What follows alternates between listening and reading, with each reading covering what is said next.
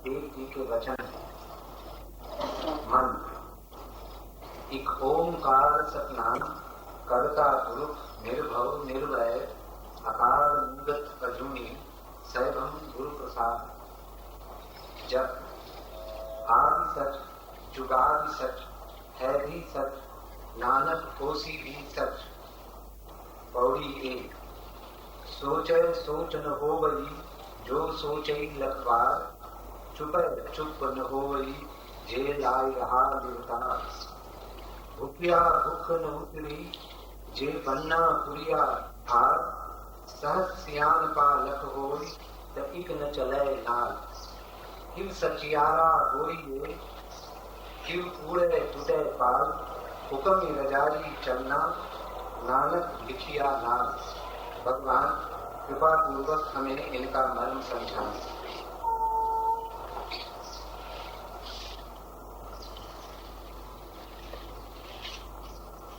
एक अंधेरी रात,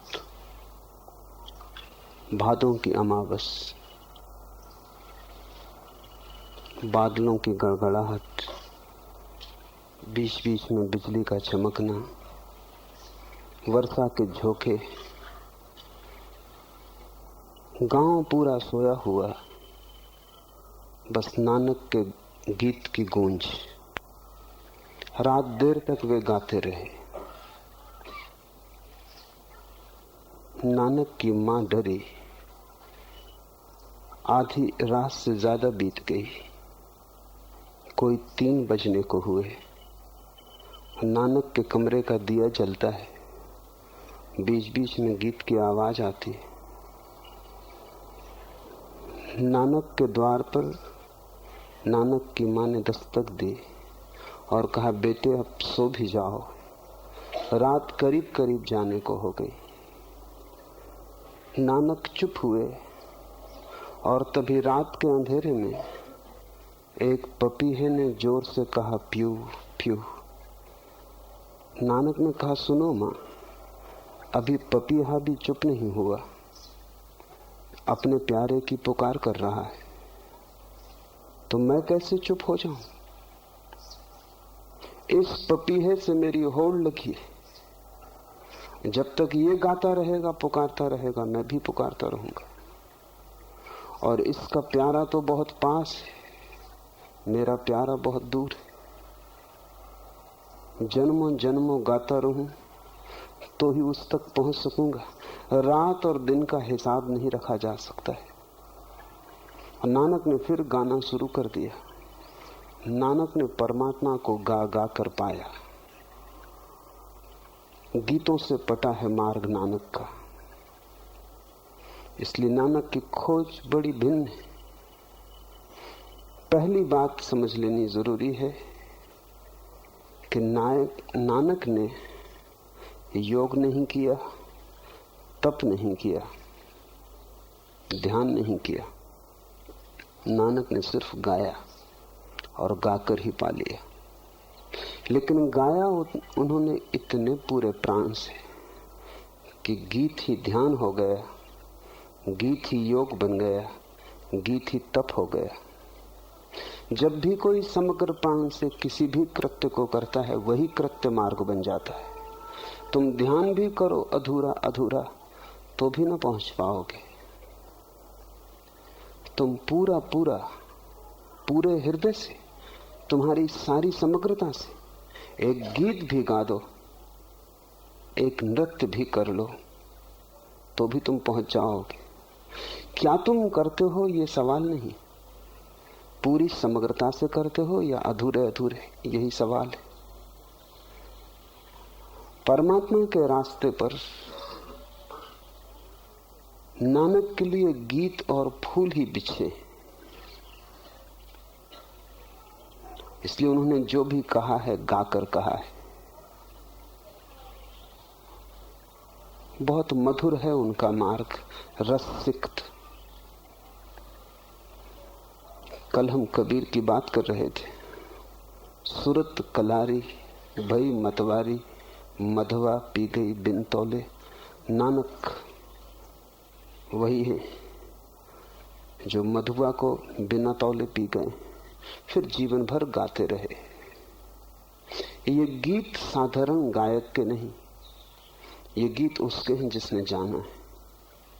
इन गीतों में सत्य की भनक, इन गीतों में परमात्मा का प्रतिबिंब है। दूसरी बात, जप जी के जन्म के संबंध में,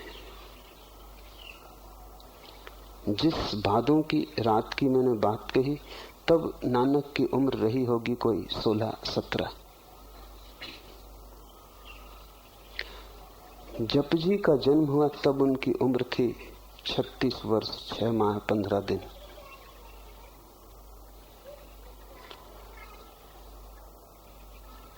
जिस घटना का मैंने उल्लेख किया, उस भादों की रात वे साधक थे और तलाश में थे। प्यारे की पुकार चल रही थी, प्यू प्यू। अभी पपीहा रट लगा रहा था, अभी ना हुआ था। जप जी का जब जन्म हुआ, ये मिलन के बाद उनका पहला उद्घोष है।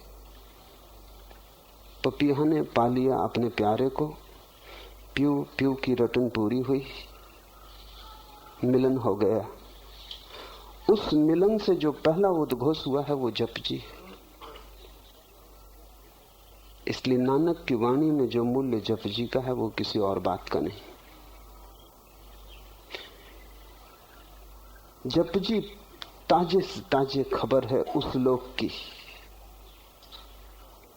वहां से लौटकर उन्होंने जो पहली बात कही वो यही है। उस जगत से इस जगत में आकर जो पहले शब्द निर्मित हुए वही जप जी है। उस घटना को भी समझ लेना है। नदी के किनारे रात के अंधेरे में अपने साथी और सेवक मर्दाना के साथ वो नदी तट पर बैठे थे। अचानक उन्होंने वस्त्र उतार दिए, बिना कुछ कहे वो नदी में उतर गए। मर्दाना पूछता भी रहा, क्या करते हैं? रात ठंडी है, अंधेरी है। दूर नदी में वे चले गए। मर्दाना पीछे पीछे गया। नानक ने डुबकी लगाई। मर्दाना सोचता था कि क्षण दो क्षण में बाहर आ जाएंगे, फिर वो बाहर नहीं आए। 10-5 मिनट तो मर्दाना ने राह देखी, फिर वो खोजने लग गया कि वो कहां खो गए। फिर वो चिल्लाने लगा, फिर वो किनारे किनारे दौड़ने लगा कि कहां हो, बोलो, आवाज दो। ऐसा उसे लगा कि नदी की लहर लहर से एक आवाज आने लगी, धीरज रखो, धीरज रखो। पर नानक की कोई खबर नहीं। वो भागा गांव गया, आधी रात लोगों को जगा दिया। भीड़ इकट्ठी हो गई। नानक को सभी लोग प्यार करते थे। सभी को नानक में दिखाई पड़ती थी कुछ होने की संभावना। नानक की मौजूदगी में सभी को सुगंध प्रतीत होती थी। फूल अभी खिला नहीं था, पर कली भी तो गंध देती है। सारा गांव रोने लगा, भीड़ इकट्ठी हो गई, सारी नदी तलाश डाली। इस कोने से उस कोने लोग भागने दौड़ने लगे, लेकिन कोई पता न चला। 3 दिन बीत गए।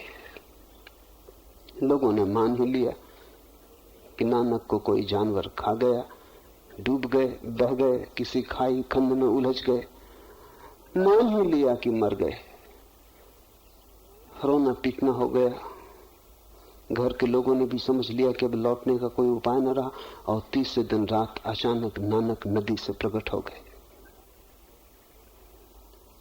जब वे नदी से प्रकट हुए तो जप जी उनका पहला वचन है। ये घोषणा उन्होंने की। कहानी ऐसी है, कहता हूं कहानी।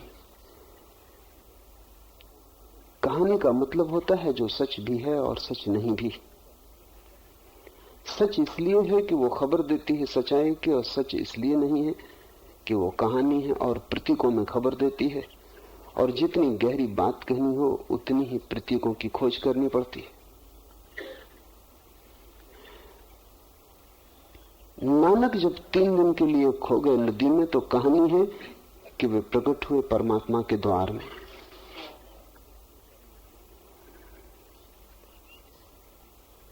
ईश्वर का उन्हें अनुभव हुआ।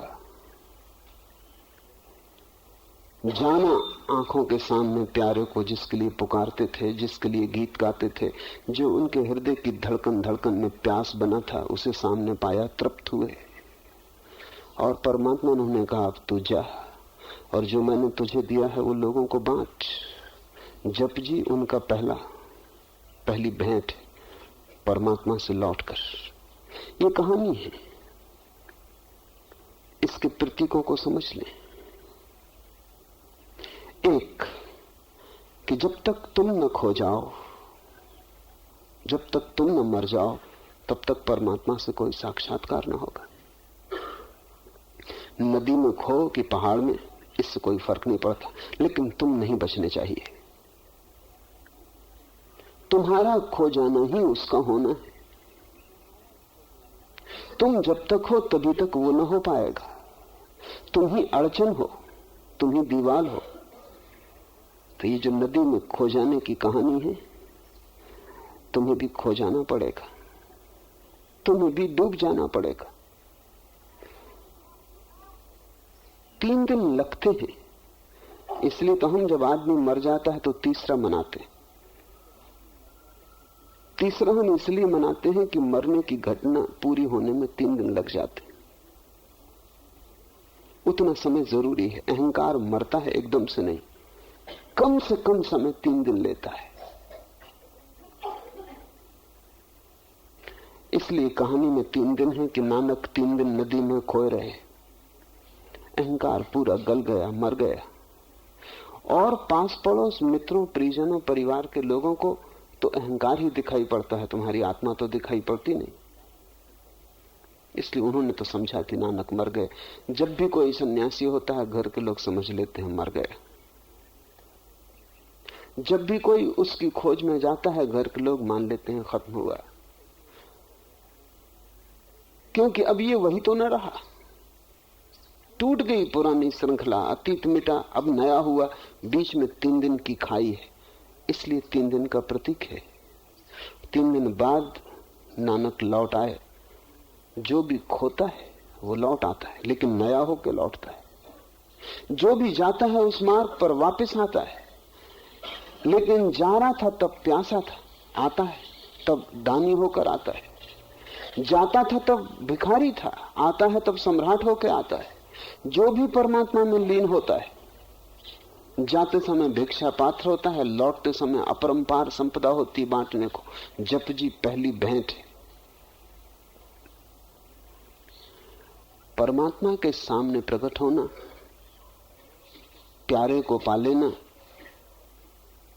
इन्हें तुम बिल्कुल प्रतीक को भाषागत रूप से सच मत समझ लेना, क्योंकि कहीं कोई परमात्मा बैठा हुआ नहीं जिसके सामने तुम प्रकट हो जाओगे।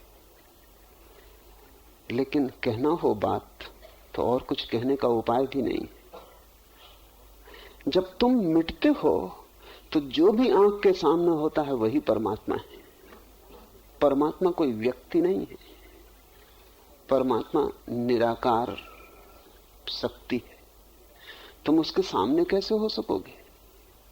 जहां तुम देखोगे वही वो है, जो तुम देखोगे वही वो है। जिस दिन आंख खोलेगी सभी वो है। बस तुम मिट जाओ, आंख खुल जाए। अहंकार तुम्हारी आंख में पड़ी हुई कंकड़ी, उसके हटते ही परमात्मा प्रकट हो जाता है।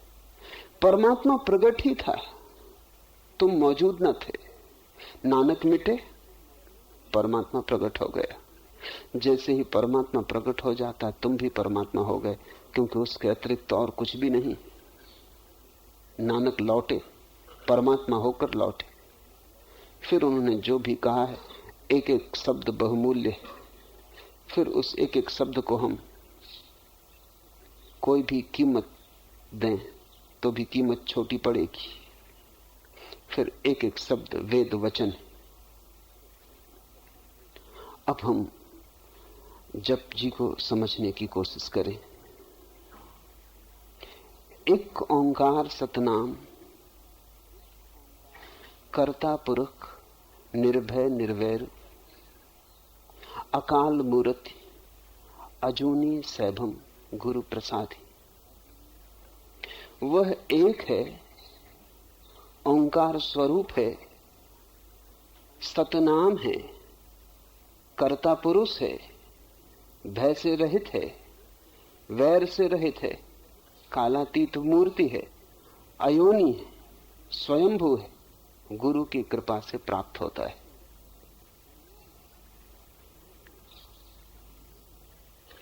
एक है, एक ओंकार सतनाम। जो भी हमें दिखाई पड़ता है वो अनेक है। जहां भी तुम देखते हो भेद दिखाई पड़ता है, जहां तुम्हारी आंख पड़ती है अनेक दिखाई पड़ता है। सागर के किनारे जाते हो, लहरें दिखाई पड़ती हैं, सागर दिखाई नहीं पड़ता, हालांकि सागर ही है। लहरें तो ऊपर ऊपर है, पर जो ऊपर ऊपर है वही दिखाई पड़ता है, क्योंकि ऊपर की ही आंख हमारे पास है। भीतर को देखने के लिए तो भीतर की आंख चाहिए। जैसी होगी आंख वैसा ही होगा दर्शन। आंख से गहरा तो दर्शन नहीं हो सकता। तुम्हारे पास आंख ही ऊपर की है तो लहरों को देख के लौट आओगे और लोगों से कहोगे कि सागर हो आया।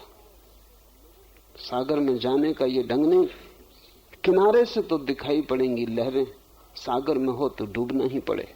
इसलिए तो कहानी है कि नानक नदी में डूब गए। लहरों में नहीं है वो, नदी में है। लहरों में नहीं है, सागर में है। ऊपर ऊपर तो लहरें होंगी, तट से तुम देख के लौट आओगे तो तुम जो खबर दोगे वो गलत होगी। तुम कहोगे कि सागर हो आया, सागर तक गए नहीं। तट पर तो सागर नहीं है, वहां से तो लहरें दिखाई पड़ सकती हैं। लहरों का जोड़ भी सागर नहीं है, जोड़ से भी ज्यादा है सागर। और जो मौलिक भेद है वो ये है कि लहर अभी है, क्षण भर बाद नहीं होगी, क्षण भर पहले नहीं थी। एक सूफी फकीर हुआ जुन्नैद, बहुत प्रेम करता था अपने बेटे को। फिर बेटा अचानक मर गया किसी दुर्घटना में,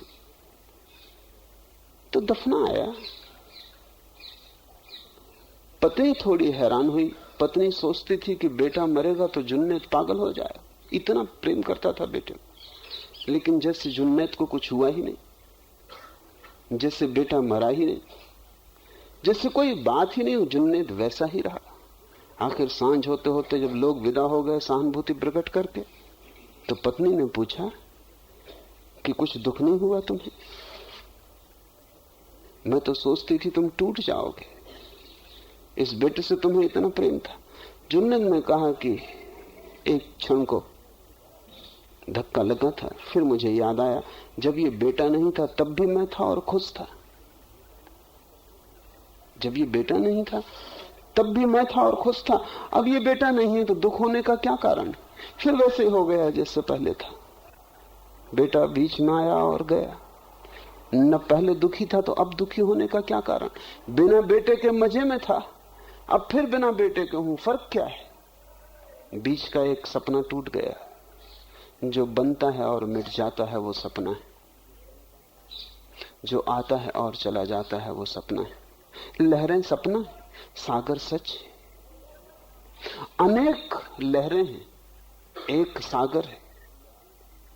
हमें अनेक दिखाई पड़ता है, और जब तक एक ना दिखाई पड़ जाए तब तक हम भटकते रहेंगे, क्योंकि एक ही सच है, एक ओंकार सतनाम।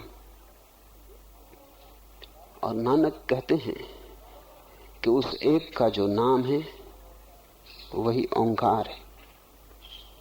और सब नाम तो आदमी के दिए हैं। राम कहो, कृष्ण कहो, अल्लाह कहो, ये नाम आदमी के दिए, ये हमने बनाए, सांकेतिक। लेकिन एक उसका नाम है जो हमने नहीं दिया, वो ओंकार है, वो ओम है। क्यों ओंकार उसका नाम है? क्योंकि जब सब शब्द खो जाते और चित्त शून्य हो जाता है, और जब लहरें पीछे छूट जाती हैं और सागर में आदमी लीन हो जाता है, तब भी ओंकार की धुन सुनाई पड़ती रहती। वो हमारी की हुई धुन नहीं, वो अस्तित्व की धुन है, वो अस्तित्व की ही लय है। अस्तित्व के होने का ढंग ओंकार है, वो किसी आदमी का दिया हुआ नाम नहीं। इसलिए ओम का कोई भी अर्थ नहीं होता। ओम कोई शब्द नहीं है, ओम ध्वनि है, और ध्वनि भी अनूठी है।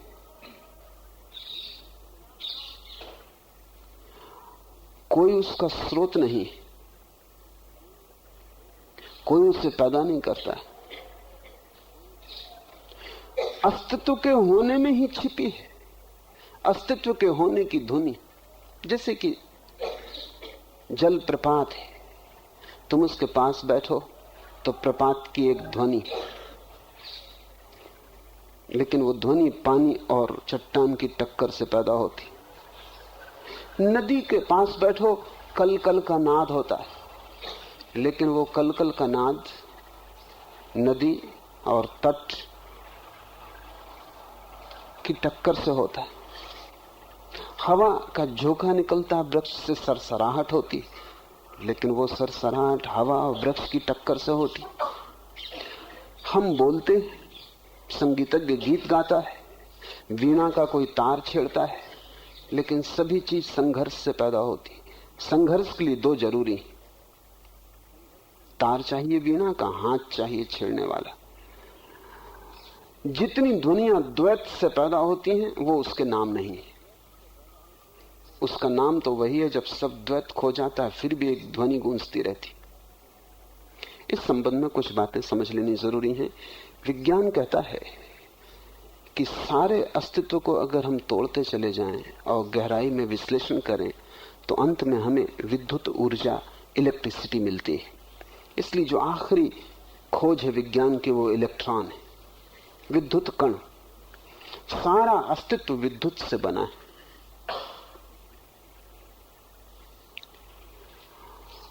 अगर हम विज्ञान से पूछें कि ध्वनि किससे बनी है तो विज्ञान कहता है वो भी विद्युत से बनी है। ध्वनि भी विद्युत का एक आकार है, एक रूप है, लेकिन मूल विद्युत है। इस संबंध में समस्त ज्ञानियों का विज्ञान से सहमति है, थोड़े से भेद के साथ। वो भेद बड़ा नहीं, वो भेद भाषा का है। समस्त ज्ञानियों ने पाया कि अस्तित्व बना है ध्वनि से, और ध्वनि का ही एक रूप विद्युत है। विज्ञान कहता है विद्युत का एक रूप ध्वनि है, और धर्म कहता है कि विद्युत ध्वनि का एक रूप है। इतना ही फासला है, मगर यह फासला ऐसा ही दिखाई पड़ता है जैसे गिलास आधा भरा हो। कोई कहे आधा भरा है, कोई कहे आधा खाली। विज्ञान की पहुंच का द्वार अलग है। विज्ञान ने पदार्थ को तोड़ तोड़ कर विद्युत को खोजा है। ज्ञानियों की पहुंच का मार्ग अलग है। उन्होंने अपने को जोड़ जोड़ कर, तोड़कर नहीं, अपने को जोड़ जोड़ कर अखंड को पाया, और उस अखंड में एक ध्वनि पाई है। जब कोई व्यक्ति समाधिस्थ हो जाता है तो ओंकार की ध्वनि गूंजती है। वो अपने भीतर उसे गूंजते पाता है, अपने बाहर गूंजते पाता है। सब सारे लोग उससे व्याप्त मालूम होते हैं। चकित हो जाता है पहली बार जब घटता है, क्योंकि वो देखता है मैं तो बोल नहीं रहा, मैं तो कुछ कर नहीं रहा, ये ध्वनि कहां से आ रही है। तब वो अनुभव करता है कि ये होने की ध्वनि है, ये किसी टक्कर से पैदा नहीं हो रही, ये आहत ध्वनि नहीं है, अनाहत नाद है। नानक कहते हैं वही एक उसका नाम है, ओंकार। नानक बहुत बार नाम शब्द का प्रयोग करेंगे, इसे स्मरण रखना कि जब भी वो कहते हैं उसका नाम, और उसका नाम ही मार्ग है, और उसके नाम की रटन में जो डूब जाएगा, उसके नाम में जो डूब जाएगा वो उसे पालेगा। तो ध्यान रखना, नाम जब भी नानक कहते हैं तब उनका इशारा ओंकार की तरफ है, क्योंकि वही एक उसका नाम है जो हमने नहीं दिया, जो उसका ही है। हमारे दिए हुए नाम बहुत दूर न जा सकेंगे, और अगर थोड़े बहुत जाते भी हैं तो इसलिए जाते हैं कि हमारे नामों में भी उसके नाम की थोड़ी सी झलक होती। जैसे समझो कि राम, अगर कोई राम राम राम की रटन लगा दे भीतर, तो उसमें ओंकार की थोड़ी सी झलक है। वो जो मां है वो ओम का है। इसलिए राम शब्द से भी थोड़ी दूर तक जा सकेंगे हम। लेकिन अगर तुम धुन को करते ही गए तो तुम एक दिन अचानक पाओगे कि राम की ध्वनि ओंकार में बदल गई। अगर तुम करते ही जाओगे तो जैसे ही मन शांत होगा वैसे ही ओम तुम्हारे राम में प्रविष्ट हो जाएगा, और तुम धीरे धीरे पाओगे कि राम तो खो गया, ओम आ गया। समस्त ज्ञानियों का यह अनुभव है कि उन्होंने किसी भी नाम से शुरू किया हो, लेकिन आखिर में ओम आ जाता है। जैसे ही तुम शांत होने लगते हो वैसे ही ओम आने लगता है। ओम सदा मौजूद है, बस तुम्हारे शांत होने की जरूरत है। नानक कहते हैं एक ओंकार सतनाम। सत शब्द भी समझ लेने जैसा है। संस्कृत में दो शब्द हैं, एक सत्य और एक सत्य। सत्य का अर्थ होता है एग्जिस्टेंस, अस्तित्व, और सत्य का अर्थ होता है ट्रुथ। दोनों में बड़ा फर्क है। दोनों का मूल धातु तो एक है, सच, सत्य, सत्य, सबकी मूल धातु एक है, लेकिन थोड़े से फर्क हैं, वो समझ लेने जरूरी है। सत्य तो दार्शनिक की खोज है।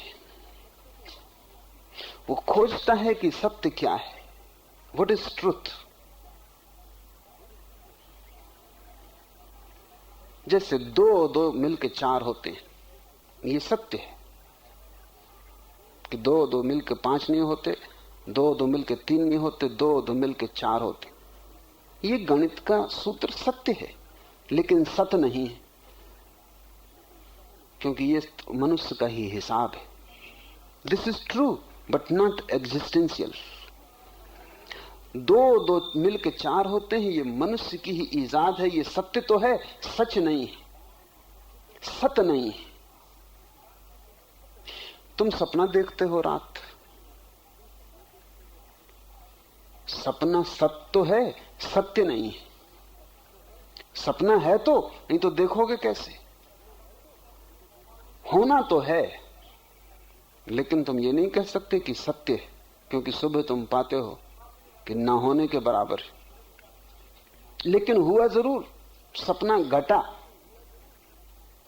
तो दुनिया में ऐसी घटनाएं हैं जो सत्य हैं और सत्य नहीं, और ऐसी भी घटनाएं हैं जो सत्य हैं लेकिन सत्य नहीं। गणित सत्य है, सत्य नहीं। गणित का एक निष्कर्ष सत्य हो सकता है, सत्य नहीं। सपना है, सपना सत्य है, सत्य नहीं। परमात्मा दोनों है, सत्य भी सत्य भी।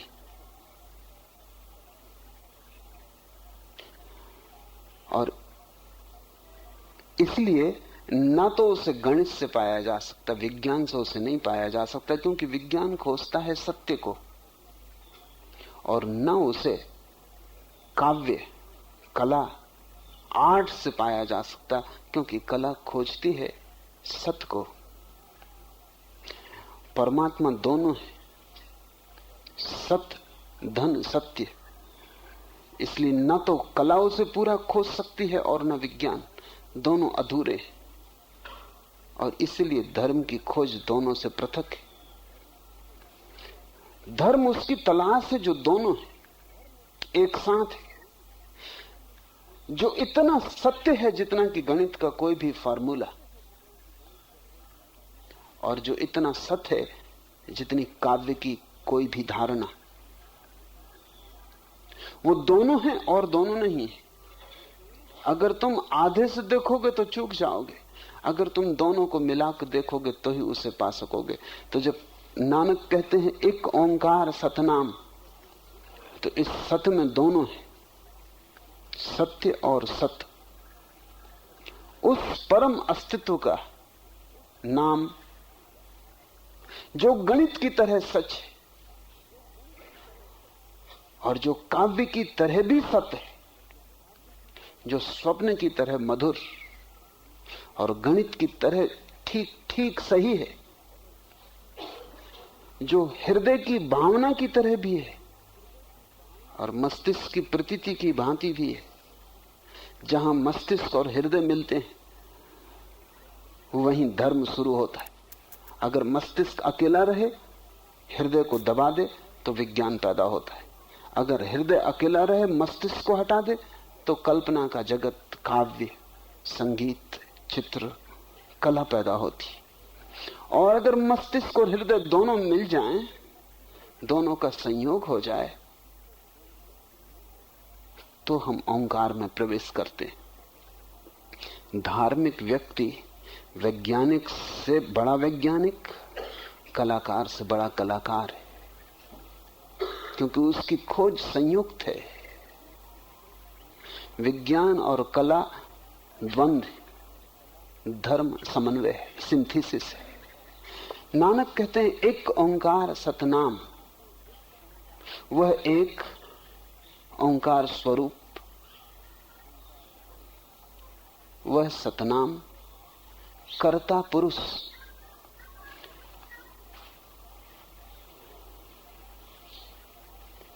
ये जो शब्द हैं, इन्हें ऊपर से समझोगे तो भ्रांतियां होंगी। ज्ञानियों की एक अड़चन है कि शब्द तो उन्हें तुम्हारे ही उपयोग करने पड़ते। तुमसे बात करनी है, तुम्हारी ही भाषा बोलनी पड़ेगी, और जो वो कहना चाहते हैं वो भाषा के पार है। जो वो कहना चाहते हैं वो तुम्हारी भाषा में आ नहीं सकता। तुम्हारी भाषा बहुत संकीर्ण, वो बहुत विराट। जैसे कोई अपने घर में पूरे आकाश को समा लेना चाहे, जैसे कोई अपनी मुट्ठी में सारे प्रकाश को बांध लेना चाहे, ऐसी असमर्थता है। तो तुम्हारे ही शब्द उपयोग करने पड़ते, और तुम्हारे शब्दों के कारण ही इतने संप्रदाय पैदा हो जाते। क्योंकि बुद्ध नानक से 2000 साल पहले हुए, तो बुद्ध दूसरी भाषा का उपयोग करते हैं जो प्रचलित थी, जो लोग समझते थे।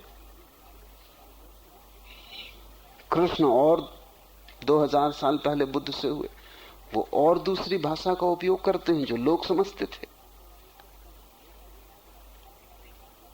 मोहम्मद और दूसरी भाषा का उपयोग करते हैं, क्योंकि दूसरी हवा, दूसरा मुल्क, दूसरे ढंग के लोग।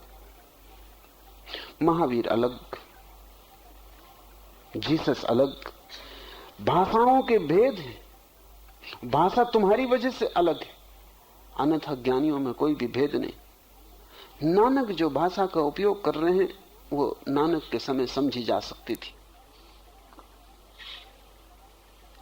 तो नानक कहते हैं कर्ता पुरुष, वही बनाने वाला। लेकिन तत्क्षण हमें ख्याल आता है कि अगर वही बनाने वाला है और हम बनाए गए हैं तो द्वैत हो गया। और नानक तो शुरू में ही इंकार कर दिए हैं कि वह एक है। अगर वो बनाने वाला और सृष्टा है और सृष्टि अलग है जिसको उसने बनाया, तो द्वैत शुरू हो गया। हमारी भाषा से अड़चन शुरू होती। जैसे जैसे नानक आगे बढ़ेंगे वैसे वैसे अड़चन शुरू होगी। जो उन्होंने पहला शब्द बोला है समाधि के बाद, वो है एक ओंकार सतनाम। सच तो यह है कि पूरा सिख धर्म इन 3 शब्दों में समाप्त हो जाता है। इसके आगे तो तुम्हें समझाने की कोशिश है, अन्यथा बात पूरी हो गई। तुम नहीं समझोगे, इससे आगे फिर विस्तार करना पड़ता है। विस्तार तुम्हारे कारण, अन्यथा मंत्र तो पूरा हो गया, बात तो पूरी हो गई। एक ओंकार सतनाम सब कह दिया, लेकिन तुम्हारे लिए तभी कुछ भी नहीं कहा गया। इन 3 शब्दों से क्या हल होगा? कुछ हल नहीं होता। तब तुम्हारी भाषा की शुरुआत होती। कर्ता पुरुष वह बनाने वाला है, लेकिन ध्यान रखना जो उसने बनाया है वो उससे अलग नहीं है। बनाने वाला बनाई हुई सृष्टि में छिपा है, कर्ता कृत्य में छिपा है, सृष्टा सृष्टि में लीन है। इसलिए नानक ने गृहस्थ को और सन्यासी को अलग नहीं किया, क्योंकि अगर कर्ता परमेश्वर अलग है सृष्टि से, तो फिर तुम्हें सृष्टि के काम धंधे से अलग हो जाना चाहिए। जब तुम्हें कर्ता पुरुष को खोजना है तो कृत्य से दूर हो जाना चाहिए, कर्म से दूर हो जाना चाहिए। फिर बाजार है, दुकान है, काम धंधा है, उससे अलग हो जाना चाहिए। नानक आखिर तक अलग नहीं हुए। यात्राओं पर जाते थे और जब भी वापस लौटते तो फिर अपनी खेती बाड़ी में लग जाते, फिर उठा लेते हल बखर। पूरे जीवन जब भी वापस लौटते घर, तब अपना काम धाम शुरू कर देते। जिस गांव में वो आखिर में बस गए थे, उस गांव का नाम उन्होंने करतारपुर रख लिया था। कर्ता का गांव। अगर परमात्मा करता है, तुम ये मत समझना कि वो दूर हो गया है कृत्य से। एक आदमी मूर्ति बनाता है, जब मूर्ति बन जाती है तो मूर्तिकार अलग हो जाता है, मूर्ति अलग हो जाती है, दो हो गए। मूर्तिकार के मरने से मूर्ति नहीं मरेगी, मूर्तिकार मर जाए, मूर्ति रहेगी। मूर्ति के टूटने से मूर्तिकार नहीं मरेगा, मूर्ति टूट जाए, मूर्तिकार बचेगा। दोनों अलग हो गए। परमात्मा और उसकी सृष्टि में ऐसा फासला नहीं है।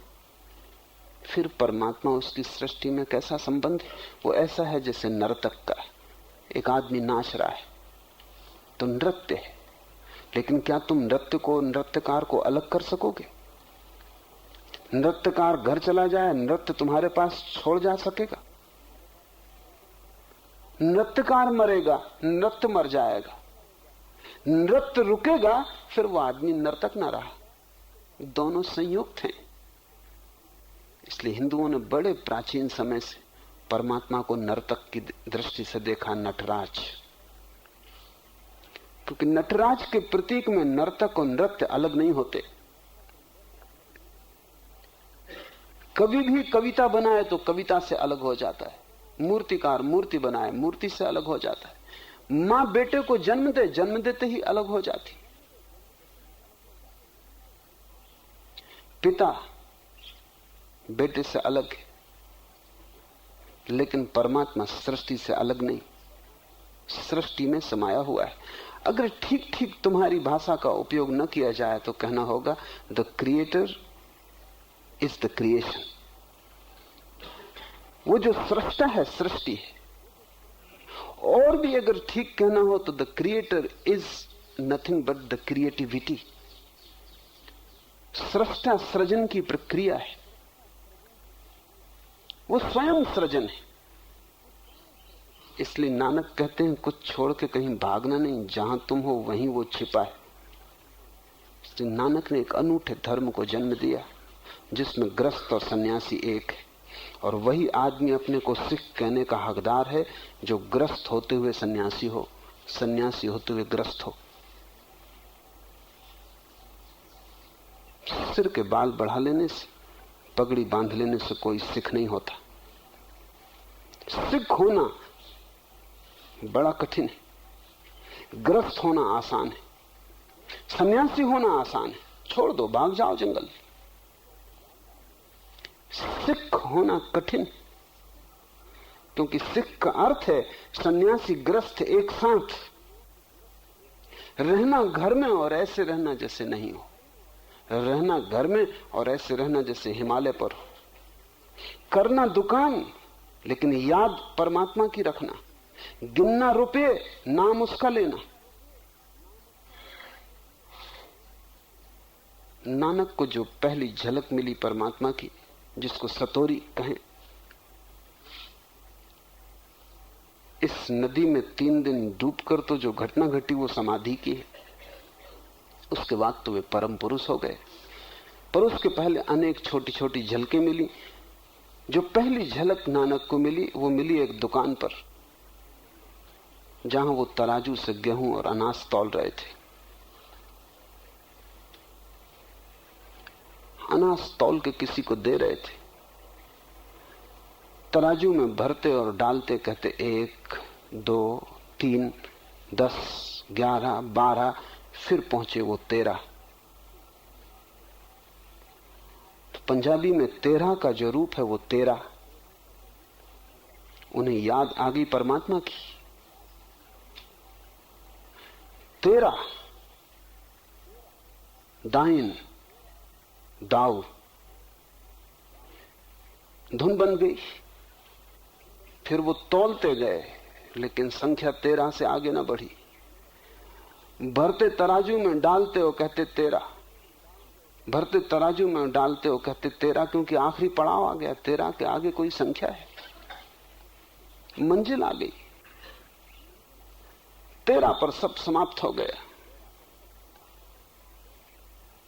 लोग समझे कि पागल हो गए। लोगों ने रोकना भी चाहा, लेकिन वो तो किसी और लोक में। वो तो कहे जाते हैं 13, डाले जाते हैं तराजू से, तौले जाते हैं और 13 से आगे नहीं बढ़ते। 13 से आगे बढ़ने को जगह भी कहां है? 2 ही तो पड़ाव हैं, या तो मैं या तू। मैं से शुरुआत है, तू पर समाप्ति है।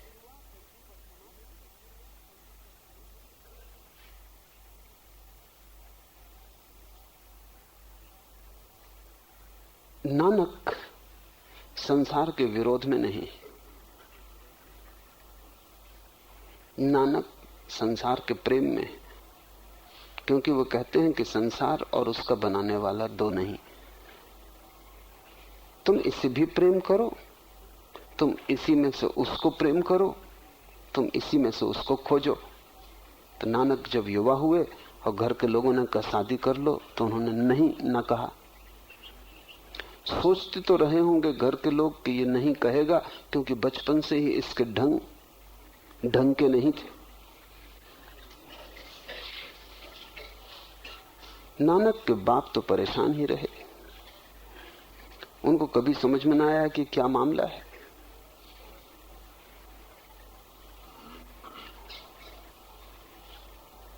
भजन में, कीर्तन में, साध संगत में भेजा बेटे को सामान खरीदने दूसरे गांव।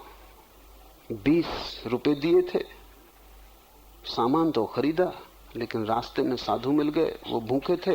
बाप ने चलते वक्त कहा था सस्ती चीज खरीद लाना और इस गांव में आके महंगे बेच देना, यही धंधे का गुर है। दूसरे गांव से सस्ते में खरीदना, यहां आके महंगे में बेच देना। यहां जो चीज सस्ती हो खरीदना, दूसरे गांव में महंगे में बेच देना, यही लाभ का रास्ता है। तो कोई ऐसी चीज खरीद के लाना जिसमें लाभ हो।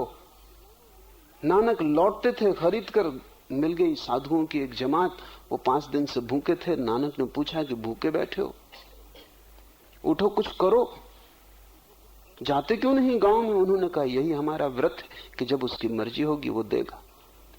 तो हम आनंदित थे, भूख से कोई अंतर नहीं पड़ता। तो नानक ने सोचा कि इससे ज्यादा लाभ की बात क्या होगी कि इन परम साधुओं को ये भोजन बांट दिया जाए जो मैं खरीद लाया हूं। बाप ने यही तो कहा था कि कुछ काम लाभ का करो। बांट दिया। साथी था साथ में, मित्र था साथ में, उसका नाम बाला था। उसने कहा क्या करते हो, दिमाग खराब हुआ है? नानक ने कहा यही तो कहा था पिता ने कि कुछ लाभ का काम करना है, इससे ज्यादा लाभ क्या होगा। बांट के बड़े प्रसन्न घर लौट आए। इसलिए कहता हूं ढंग के न थे। बाप ने कहा कि मूर्ख, ऐसे कहीं धंधा हुआ है, तू बर्बाद कर देगा। और नाना ने कहा कि आप नहीं सोचते इससे ज्यादा लाभ की और क्या बात होगी। लाभ कमा के लौटा हूं, लेकिन ये लाभ किसी को दिखाई नहीं पड़ता था। नानक के पिता कालू मेहता को तो बिल्कुल दिखाई नहीं पड़ता था। उनको तो लगता था लड़का बिगड़ गया, साध संगत में बिगड़ा, होश में नहीं है। सोचा कि शायद स्त्री से बांधने से कुछ राहत मिल जाएगी। अक्सर ऐसा लोग सोचते।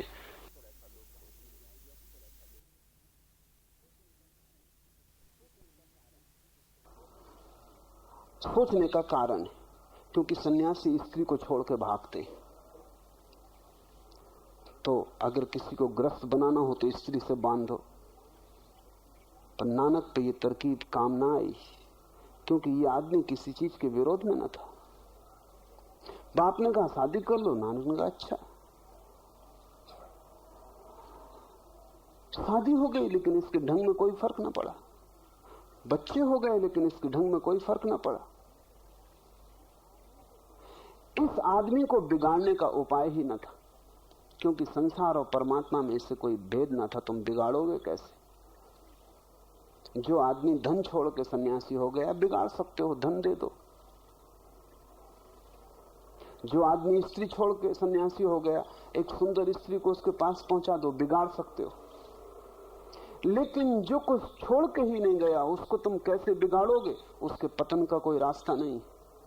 नानक को भ्रष्ट नहीं किया जा सकता।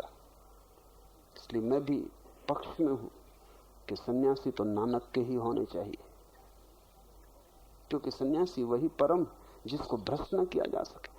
भ्रष्ट तुम उसी को न कर सकोगे जो ठीक तुम्हारे संसार में बैठा है और फिर भी वहां नहीं है। तुम उसे कैसे भ्रष्ट करोगे? उसने सब उपाय तोड़ दिए। वो परमात्मा जिसे नानक कहते हैं कर्ता पुरुष, भय से रहित, क्योंकि भय तो वही होता है जहां दूसरा हो। पश्चिम में ज्ञापाल शास्त्र का एक वचन बहुत प्रसिद्ध हो गया है। वो वचन है, द अदर इज हेल, दूसरा नरक है। तुम्हारा भी अनुभव यही है। कितनी बार तुम नहीं चाहते हो कि अकेला छूट जाऊं? दूसरा उपद्रव है। मित्र हो तो थोड़ा कम उपद्रव है, शत्रु हो तो थोड़ा ज्यादा उपद्रव है, अपना हो तो थोड़ा कम उपद्रव है, पराया हो तो ज्यादा उपद्रव है, लेकिन दूसरा उपद्रव है। भय क्या है? दूसरे का भय है। कोई छीन ना ले, कोई सुरक्षा ना तोड़ दे। फिर मौत आ रही, वो भी दूसरी है। बीमारी आ रही, वो भी दूसरी है। भय क्या है? तुम दूसरे से घिरे हो, यही तुम्हारा नरक है। द अदर इज हेल, दूसरा नरक है। लेकिन तुम दूसरे से बचोगे कैसे? हिमालय पे भी जाके बैठ जाओ तो भी तुम अकेले ना हो पाओगे। बैठोगे वृक्ष के नीचे, कौआ बीट कर देगा, गुस्सा कौए पे आ जाएगा। बैठोगे, वर्षा आ जाएगी, धूप आ जाएगी। दूसरे से तुम भागोगे कहां? तुम जहां भी जाओगे तुम दूसरे को पाओगे, क्योंकि दूसरे से बचने का तो एक ही उपाय है कि तुम उस एक को खोज लो जहां कोई दूसरा नहीं रह जाता। फिर सब भय गिर जाता है। फिर मौत है ही नहीं, फिर बीमारी है ही नहीं, फिर असुविधा है ही नहीं, क्योंकि दूसरा ही न रहा, तुम ही हो। कोई अंतर नहीं।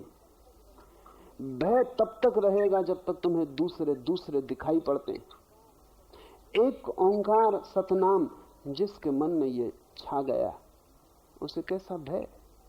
परमात्मा को भय नहीं हो सकता, किसका भय होगा?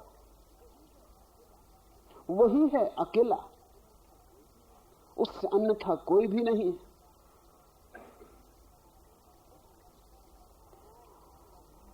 अकाल, भय से रहित, वैर से रहित, कालातीत, अकाल मूर्ति,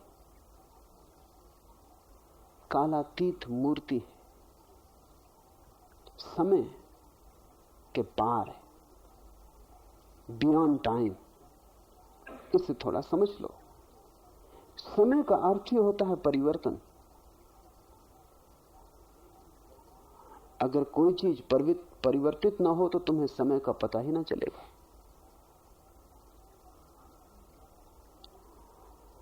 घड़ी में भी समय का पता चलता है क्योंकि कांटा घूमता है। अगर कांटा न घूमे तो समय का पता न चलेगा। चीजें बदल रही, सूरज उगा, दोपहर हो गई, सांझ हो गई, बच्चा था जवान हो गया, जवान था बूढ़ा हो गया, स्वस्थ बीमार हो गया, बीमार स्वस्थ हो गया, गरीब अमीर हो गया, अमीर का दिवाला निकल गया। परिवर्तन है, सब चीजें बदल रही, नदी बही जाती। इस परिवर्तन में ही समय है। समय का अर्थ ही होता है दो परिवर्तन के बीच का फासला। थोड़ा सोचो, अगर आज सुबह तुम उठो और सांझ तक कुछ भी घटना ना घटे, कोई परिवर्तन ना हो, सूरज खड़ा रहे जहां था, तुम्हारी उम्र उतनी ही बनी रहे जितनी थी, घड़ी का कांटा ना हिले, वृक्ष बूढ़े ना हो, पत्ते कुम्हलाए ना, सब ठहर जाए, तो तुम्हें समय का कैसे पता चलेगा? समय होगा ही नहीं। तुम्हारे लिए समय का पता चलता है क्योंकि तुम परिवर्तन से घिरे हो। परमात्मा के लिए कोई समय नहीं, क्योंकि वो सनातन है, शाश्वत, सदा है। उसके लिए कुछ भी परिवर्तित नहीं हो रहा है, उसके लिए सब ठहरा हुआ है। परिवर्तन अंधी आंख का अनुभव है। परिवर्तन ऐसे है क्योंकि हमें पूरा नहीं दिखाई पड़ रहा। अगर हमें पूरा दिखाई पड़ जाए तो हमें परिवर्तन समाप्त हो जाएगा। परिवर्तन के समाप्त होते ही समय खो जाता है। समय परिवर्तन को नापने का माध्यम है।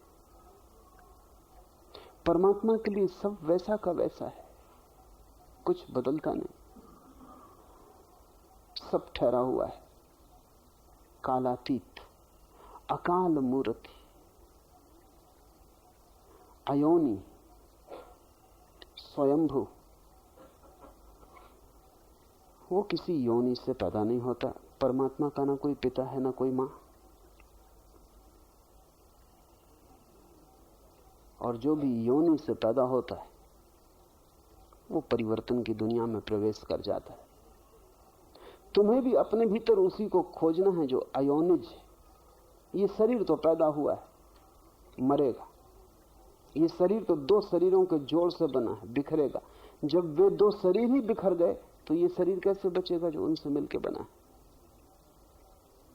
लेकिन इसके भीतर अयोनिज भी है, जो गर्भ में आया, जो गर्भ के पहले था, और जो अभी छोड़ दे तो शरीर मुर्दे की भांति पड़ा रह जाएगा। इस शरीर के भीतर कालातीत प्रवेश किया है। अकाल पुरुष इस शरीर के भीतर भी मौजूद है। ये शरीर जैसे उसका सिर्फ वस्त्र मात्र है, एक घर है जिसमें ठहर गया है। लेकिन तुम जब इसे अपने भीतर पाओगे तभी तुम नानक की वाणी समझ पाओगे। तुम्हें अपने भीतर उसको खोजना है जो कोई न तो परिवर्तित होता है न बदलता है। अगर तुमने कभी थोड़ा भी आंख बंद करके बैठने का अभ्यास किया है तो तुम्हें एक बात ख्याल में आई होगी कि भीतर कोई उम्र नहीं है। तुम 40 साल के होगी, 50 साल के, भीतर कुछ पता ना चलेगा। तुम जब 5 साल के थे तब भी आंख बंद करते तो भीतर तुम वैसा अपने को वैसा ही पाते जैसा तुम 50 साल के होके पाओगे। जैसे भीतर के लिए समय बीता ही नहीं। आंख बंद करके भीतर देखो तो तुम पाओगे वहां कुछ बदलता ही नहीं। और ये जो भीतर अनबदला है ये किसी योनि से पैदा नहीं हुआ है। तुम माँ बाप से आए हो, उनसे पैदा नहीं हुए हो। वे तुम्हारे आने के मार्ग हैं, लेकिन वे तुम्हारे जन्मदाता नहीं। तुम उनसे गुजरे हो क्योंकि तुम्हारे शरीर को बनाने की व्यवस्था उनके भीतर थी। लेकिन जो शरीर के भीतर प्रविष्ट किया है वो पार से आया है।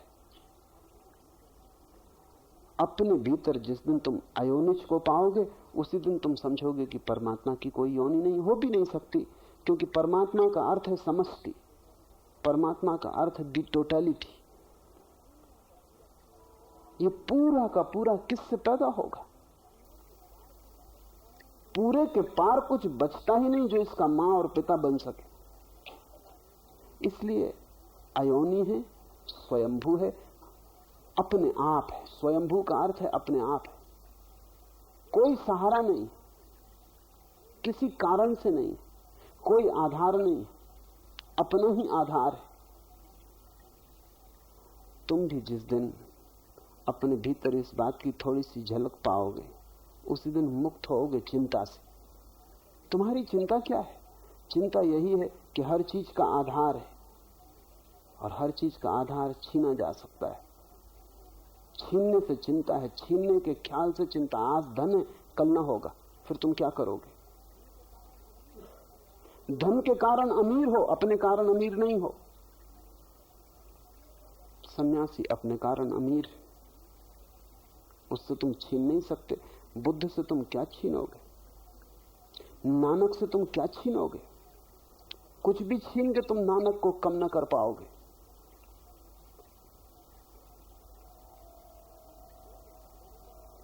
कुछ दे के ज्यादा ना कर पाओगे। कुछ जोड़ नहीं सकते, कुछ घटा नहीं सकते।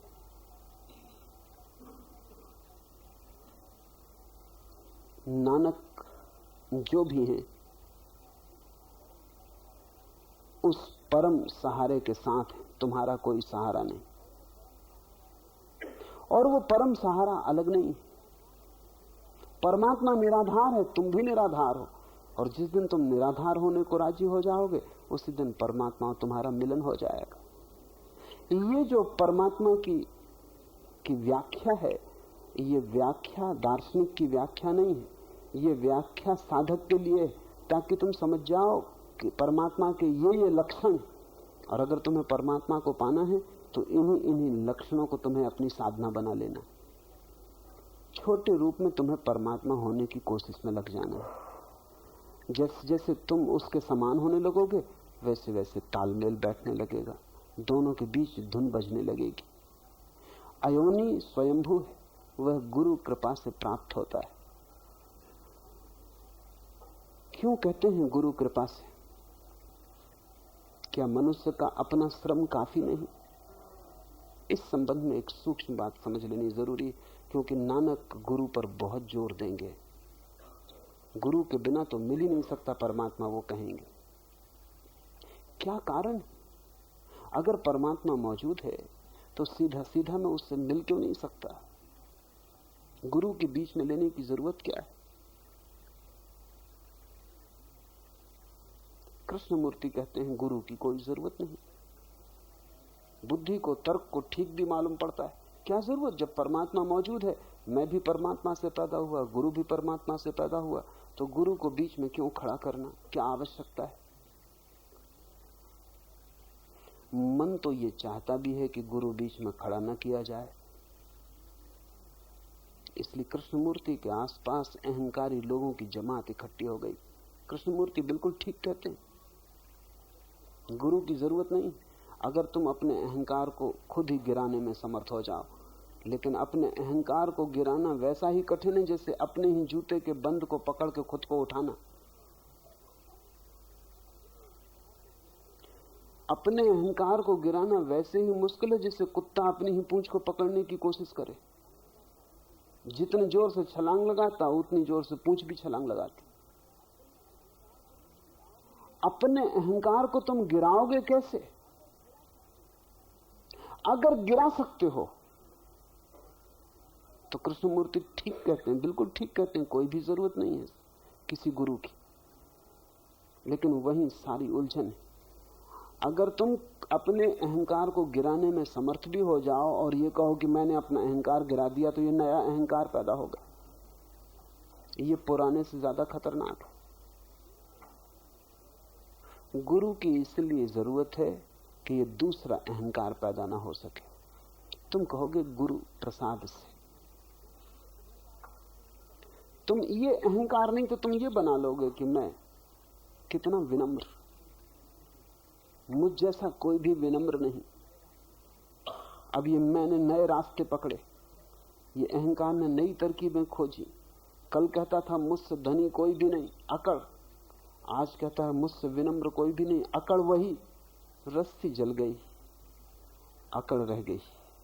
अकड़ को कौन मिटाएगा? इसलिए नानक का जोर है, परमात्मा को पाने में तो कोई अड़चन नहीं, सीधे ही पाया जा सकता है, क्योंकि वो सामने ही मौजूद है, तुम्हारी नाक के बिल्कुल सीध में। जहां तुम जाते हो सब तरफ वो मौजूद है। लेकिन एक अड़चन है, और वो अड़चन ये है कि तुम भीतर खड़े हो, इसे तुम कैसे गिराओगे? इसलिए गुरु प्रसाद से साधक श्रम करेगा, लेकिन धारणा यही रखेगा, होगा गुरु के कृपा से। ये जो गुरु कृपा की धारणा है, ये तुम्हारे अहंकार को बनने ना देगी, पुराने को गिरा देगी, नए को बनने ना देगी। अन्यथा एक बीमारी जाती है, दूसरी उसकी जगह खड़ी हो जाती। और इसलिए एक बड़े मजे की घटना घटी है। कृष्णमूर्ति के पास अहंकारियों की जमात इकट्ठी हो गई। वो जमात उन लोगों की है जो किसी के सामने झुकना नहीं चाहते। उनको बिल्कुल राहत मिल गई, किसी के चरण नहीं छूना चाहते, उनको बड़ा सहारा मिल गया। उन्होंने कहा गुरु की कोई जरूरत ही नहीं, हम खुद ही पालेंगे। और यही अड़चन है। अगर नानक जैसा व्यक्ति कृष्णमूर्ति के पास हो, रामकृष्ण जैसा व्यक्ति कृष्णमूर्ति के पास हो, तो कोई अड़चन नहीं। लेकिन जो लोग इकट्ठे होते हैं वे वही लोग हैं जो अहंकार गिराने में असमर्थ हैं। इनको गुरु की जरूरत है। ये बड़े मजे की घटना है। कृष्णमूर्ति के पास जितने लोग हैं उनको गुरु की जरूरत है। नानक के पास जितने लोग थे बिना गुरु के भी पा सकते थे। कहोगे कि मैं पहेली खड़ी कर रहा हूं। नानक के पास जो लोग थे बिना गुरु के पा सकते थे, क्योंकि वो तैयार थे गुरु प्रसाद को स्वीकार करने को, वो तैयार थे अपने को छोड़ने को। पाया तो बिना गुरु के जाता है, लेकिन गुरु की धारणा तुम्हारे अहंकार को गिराने में सहयोगी हो जाती। तुम अकड़ से नहीं भरते, नहीं तो तुम कहोगे शीर्षासन करता हूं 3 घंटे, सुबह ध्यान करता हूं। एक पत्नी मेरे पास आई और उसने कहा कि मेरे पति आपके पास आते, उन्हें कुछ समझाइए, अब हद हो गई। सिख हैं पति। तो क्या हुआ? उसने कहा कि वो रात 2 बजे से उठाते और जप जी का पाठ शुरू कर देते, तो घर में सोना ही मुश्किल हो गया। न बच्चे सो सकते, न मैं सो सकती। और उनसे कुछ कहो तो वो कहते हैं कि तुम सब उठ के पाठ करो। तो क्या करना? मैंने पति को बुलाया, वो मेरे पास आते थे। मैंने उनसे पूछा कि कब उठ के पाठ करते हैं? उन्होंने कहा कि बस सुबह प्रभात काल में, बस 2 बजे सुबह उठाता हूं। उनके लिए 2 बजे सुबह है। तो मैंने कहा कि तुम्हारी जो सुबह है दूसरों के लिए बहुत खतरनाक हो गई। वो बोले वो उनकी गलती, उनको सबको उठना चाहिए, आलसी हैं, काहिल हैं, सुस्त। और मैं तो सबकी सेवा ही कर रहा हूं, जोर से जप जी का पाठ करता हूं। मोहल्ले पड़ोस के लोगों के कान में भी पड़ जाती आवाज। मैंने उनसे कहा कि तुम ऐसा करो, थोड़ा कम सेवा करो मोहल्ले पड़ोस की, तुम 4 बजे, कि धीरे धीरे लाना उचित है, अन्यथा जो चढ़े हुए लोग हैं इनको उतारना बड़ा कठिन हो जाता। उन्होंने कहा कि ऐसा कभी नहीं हो सकता, आप क्या मुझसे मेरा धर्म छीनना चाहते? अब यही उनकी अकड़ है कि उन जैसा पाठ करने वाला कोई नहीं, और वही अकड़ बांधा है, जीवन भर दोहराते रहो जप जी को। असली सवाल तो अकड़ का मिटना है। इसलिए नानक बार बार कहेंगे कि क्या तुम करते हो उससे कुछ भी ना होगा जब तक कि तुम न मिट जाओ। ये गुरु की धारणा स्वयं को मिटाने की बड़ी कीमिया है, क्योंकि करो तुम कुछ, कहते तुम हो गुरु प्रसाद से, उसकी कृपा से हो रहा है।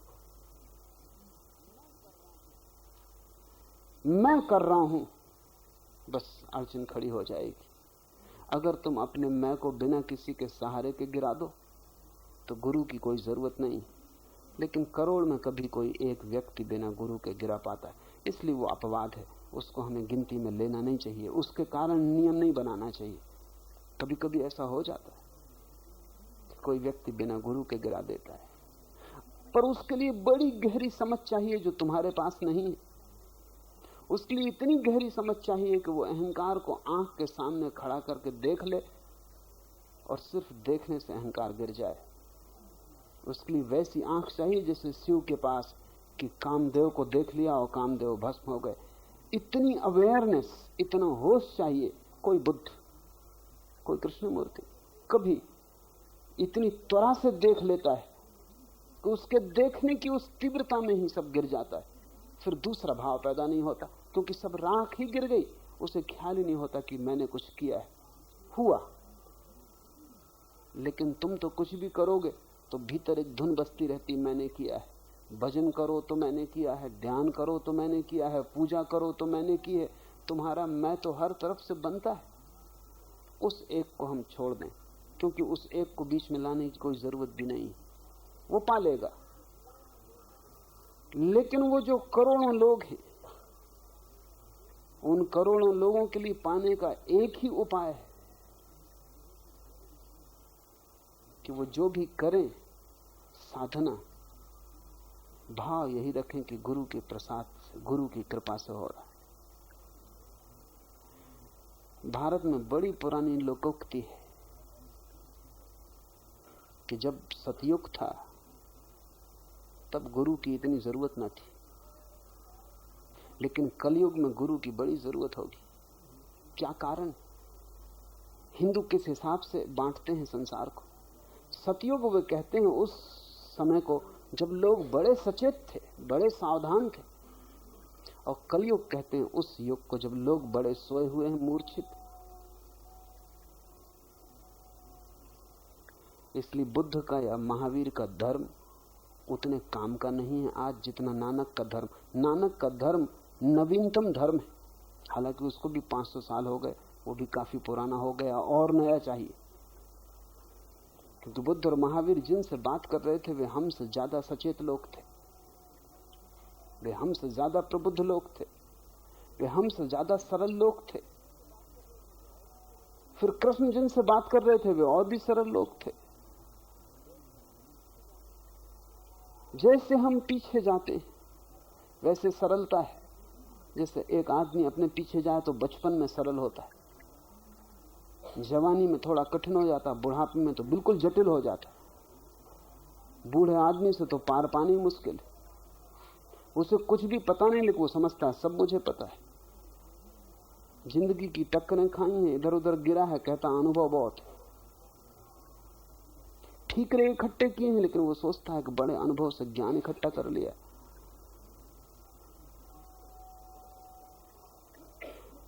बच्चा सरल, वो सतयुग है। बूढ़ा बहुत जटिल, वो कलयुग है। और बूढ़े की मूर्छा बढ़ती जाती, बढ़नी ही चाहिए क्योंकि मौत करीब आ रही। बच्चे का होश ताजा होता है क्योंकि अभी जीवन का स्रोत बहुत करीब है। बच्चा अभी परमात्मा से निकली लहर की भांति है, बूढ़ा धूल से भर गया, परमात्मा में गिरने के करीब है। बच्चा ताजा फूल है, बूढ़ा मुरझा गया, जाने के करीब है, जीवन ऊर्जा क्षीण हो रही। कलयुग का अर्थ है ऐसा समय जब अंत करीब आ रहा है, जिंदगी बूढ़ी हो गई। उस कलयुग में तो गुरु के बिना बिल्कुल ना हो सकेगा, क्योंकि तुम हर हालत में अपने अहंकार से भर जाओगे। जब तुम छोटे छोटे काम करके अहंकार से भर जाते हो तो तुम साधना करके कैसे ना भरोगे? तुमने एक छोटा सा मकान बना लिया है, तुम अकड़े फिरते हो। कि तुमने एक तिजोरी भर ली, तुम अकड़े फिरते हो। जब तुम परम धन की खोज में जाओगे तो तुम्हारी अकड़ तो बहुत हो जाएगी। तो जो आदमी मंदिर जाता है, मस्जिद जाता है, उसकी अकड़ देखो, वो सब की तरफ देखता है कि तुम सब नरक में पड़ोगे, सड़ोगे। मैं मंदिर जाता हूं रोज, तुम सब भ्रष्ट पापी। वो जो आदमी राम नाम ले लेता है वो समझता है कि बस स्वर्ग का द्वार उसके लिए निश्चित हो गया और से सब नरक में पड़ने वाले। मूर्छा जितनी होगी उतनी गुरु की जरूरत है। इसको तुम ऐसा समझ लो, जितनी तुम्हारे जीवन में निद्रा हो उतना गुरु जरूरी, जितने तुम्हारे जीवन में जागृति हो उतना गुरु कम जरूरी। अगर तुम परिपूर्ण जागरूक हो गुरु की बिल्कुल जरूरत नहीं। अगर तुम बिल्कुल सोए हो तो तुम अपने आप जगोगे कैसे? कोई तुम्हें हिलाएगा तो ही तुम जग सकते हो, तब भी डर है कि तुम करवट लेके सो जाओगे।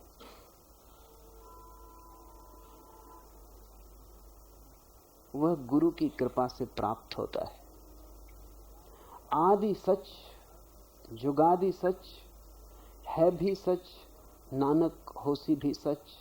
वह आदि में सत्य है, युगों के आरंभ में सत्य है, अभी सत्य है। नानक कहते हैं वह सदा सत्य है, भविष्य में भी सत्य है। सत्य और असत्य की यही परिभाषा है। असत्य वो जो कभी नहीं था, अब है और कभी फिर नहीं हो जाएगा। असत्य का अर्थ है दो छोरों पर जो नहीं और बीच में है। सपना, सुबह तुम उठे तब खो गया, रात तुम जब सोए तब नहीं था। इसलिए तो सुबह तुम कहते हो सपना झूठा था, सच नहीं, क्योंकि सांझ नहीं था, सुबह फिर नहीं। तुम्हारा ये शरीर एक दिन नहीं था, एक दिन फिर नहीं हो जाएगा। ये शरीर झूठा है। क्रोध आया, एक क्षण पहले नहीं था और घड़ी भर बाद फिर चला जाएगा। ये क्रोध सपना है, ये सच नहीं। जो सदा है वही सत्य है। और अगर तुम इसको धारणा को गहरे ले जाओ तो तुम्हारे जीवन में रूपांतरण हो जाएगा। उससे बहुत ज्यादा ग्रसित मत होना जो बदलता है। तुम उसी की तलाश करना जो अबदला, सदा स्थायी और स्थिर। कौन है तुम्हारे भीतर जो कभी नहीं बदलता? उसको ही खोजो। जरूर वो तुम्हारे भीतर है, क्योंकि सब बदलाहट उसी पे होती है। जैसे गाड़ी का चाक चलता है तो एक कील पे चलता है जो ठहरी रहती। चाक चलता रहता है, कील ठहरी रहती। तुम कील को अलग कर लो, चाक फौरन गिर जाएगा। जो परिवर्तन हो रहा है वो भी शाश्वत के ऊपर हो रहा है। कील आत्मा की ठहरी हुई है, शरीर का चक्र घूम रहा है। जैसे ही कील अलग हुई चाक गिर जाता है। नानक कहते हैं आदि सच जुगादि सच है भी सच, नानक होसी भी सच। वही सत्य है, वही एक, क्योंकि वो पहले भी था, अभी भी है, कल भी होगा, सदा रहेगा। और से सब सपना है। ये एक वचन अगर तुम्हारे मन में गहरा बैठ जाए, जब क्रोध आए तब दोहराना अपने मन में, आदि सच जुगादि सच है भी सच, नानक होसी भी सच। घृणा आए, लोभ आए, दोहराना। और ध्यान रखना कि जो अभी नहीं था, अभी हुआ, सपना है, खो जाएगा। इसमें ज्यादा ग्रसित होने की जरूरत नहीं। साक्षी भाव रखना। धीरे धीरे तुम पाओगे कि व्यर्थ अपने आप गिरने लगा, क्योंकि तुम्हारे उससे संबंध टूट गए और सार्थक का जन्म होने लगा, शाश्वत उठने लगा, संसार खोने लगा।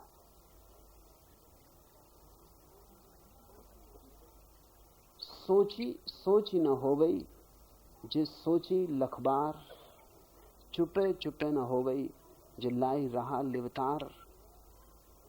भूखिया भूख न उतरो, जो बनना पुरिया भार, सहस सियाणपा लख होई, ता एक न चले नाली। किब सचियारा होइए, किब कूड़े टुटपाली, हुक्म रजाई चलना, नानक लिखिया नाली। ये बड़ा कीमती बहुमूल्य सूत्र है, नानक का सब सार। सोचकर भी हम उसे सोच नहीं सकते, यद्यपि हम लाखों बार सोच सकते। सोच सोचकर उसे कभी किसी ने पाया नहीं। सोच सोचकर ही तो हमने उसे गंवाया है। जितना हम सोचते हैं उतने ही तो विचारों में हम खो जाते। परमात्मा कोई विचार नहीं, वो कोई तर्क की निष्पत्ति नहीं, वो कोई मस्तिष्क का निष्कर्ष नहीं है। परमात्मा तो सत्य है, तुम्हें सोचने का सवाल नहीं। देखना है, सोचने से क्या होगा? सोचने में तो और भटक जाओगे। आंख खोलनी है, और अगर आंखें विचारों से भरी हैं तो तुम्हारी आंखें अंधी रहेंगी। आंख निर्विचार चाहिए, तभी दर्शन उपलब्ध होता है। जिसको ज़ेन फकीर कहते हैं, नो माइंड, जिसको कबीर कहते हैं उन्मनी दशा, जिसको बुद्ध कहते हैं चित्त का खो जाना, जिसको पतंजलि ने कहा है निर्विकल्प समाधि। सब विकल्प और विचार जहां खो गए, वही नानक कह रहे हैं सोच सोच कर भी हम उसे सोच नहीं सकते, यद्यपि हम लाखों बार सोचते रहें। चुप होने से भी उस मौन को उपलब्ध नहीं हुआ जा सकता, यद्यपि हम लगातार ध्यान में रह सकते। क्यों? सोच सोच के उसे पाया नहीं जा सकता, चेष्टा कर कर के मौन साधा नहीं जा सकता। क्यों? क्योंकि जितनी तुम चेष्टा करोगे उतना ही तुम पाओगे मौन असंभव हो जाता है। कुछ चीजें हैं जो चेष्टा से नहीं घटती। जैसे नींद नहीं आती किसी को, तो कितनी ही चेष्टा करे नींद ना आएगी। सच तो यह है, जितनी चेष्टा करेगा उतनी नींद मुश्किल हो जाएगी, क्योंकि नींद का अर्थ ही यह है कि तुम सब चेष्टा छोड़ दो, तभी आएगी। तुम कोशिश जारी रखोगे, कोशिश तुम्हें जगाए रखेगी। जागने से कहीं नींद आई है? कोई उपाय नींद लाने का नहीं, क्योंकि नींद आती तब है जब तुम निरुपाय हो जाते हो। जब तुम कोई उपाय नहीं करते, पड़े हो बिस्तर पर निरुपाय, तभी नींद आ जाती। तुम अपने को जबरदस्ती कैसे मौन करोगे? तुम बैठ सकते हो, शरीर को साध सकते हो पत्थर की मूर्ति की तरह, भीतर मन उबलता रहेगा। नानक एक मुसलमान नवाब के घर मेहमान थे। नानक को क्या हिंदू क्या मुसलमान,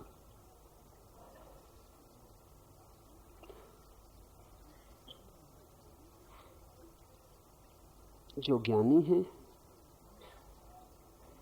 उसके लिए कोई संप्रदाय की सीमा नहीं। उस नवाब ने नानक को कहा कि अगर तुम सच ही कहते हो कि न कोई हिंदू न कोई मुसलमान, तो आज शुक्रवार का दिन है, हमारे साथ नमाज पढ़ने चलो। नानक राजी हो गए, पर उन्होंने कहा कि अगर तुम नमाज पढ़ोगे तो हम भी पढ़ेंगे। नवाब ने कहा, यह भी कोई शर्त की बात हुई, हम पढ़ने जा ही रहे। पूरा गांव इकट्ठा हो गया, मुसलमान हिंदू सब इकट्ठे हो गए। हिंदुओं में तहलका मच गया। नानक के घर के लोग भी पहुंच गए कि ये क्या कर रहे हो। लोगों को लगा कि नानक मुसलमान होने जा रहे। लोग अपने भय से ही दूसरों को भी तौलते हैं। नानक मस्जिद गए, नमाज पढ़ी गई। नवाब बहुत नाराज हुआ, बीच बीच में लौट लौट के देखता था कि नानक ना तो झुके न नमाज पढ़ी, बस खड़े। जल्दी जल्दी नमाज पूरी की, क्योंकि क्रोध में कहीं नमाज हो सकती। करके किसी तरह पूरी नानक पर लोग टूट पड़े और उन्होंने कहा, धोखेबाज हो, कैसे साधु कैसे संत, तुमने वचन दिया नमाज पढ़ने का और तुमने की नहीं। नानक ने कहा, वचन दिया था, शर्त आप भूल गए। कहा था कि अगर आप नमाज पढ़ोगे तो मैं पढ़ूंगा, आपने नहीं पढ़ी तो मैं कैसे पढ़ता। नवाब ने कहा, क्या कह रहे हो, होश में हो? इतने लोग गवाह हैं कि हम नमाज पढ़ रहे थे। नानक ने कहा, इनकी गवाही मैं नहीं मानता, क्योंकि मैं आपको देख रहा था भीतर क्या चल रहा है। आप काबुल में घोड़े खरीद रहे थे। नवाब थोड़ा हैरान हुआ, क्योंकि खरीद वो घोड़े ही रहा था। उसका अच्छा से अच्छा घोड़ा मर गया था। उसी दिन सुबह उसी की पीड़ा से भरा था। नमाज क्या खाक।